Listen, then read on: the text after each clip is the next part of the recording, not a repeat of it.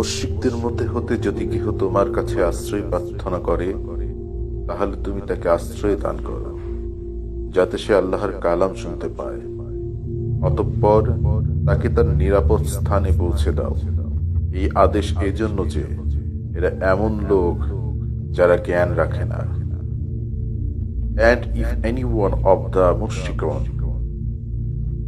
polytheists, idolaters, pagans, disbelievers in the oneness of Allah, seek your protection, then grant him protection, so that he may hear the word of Allah, and then escort him to where he can be secured. That is because they are men who know not.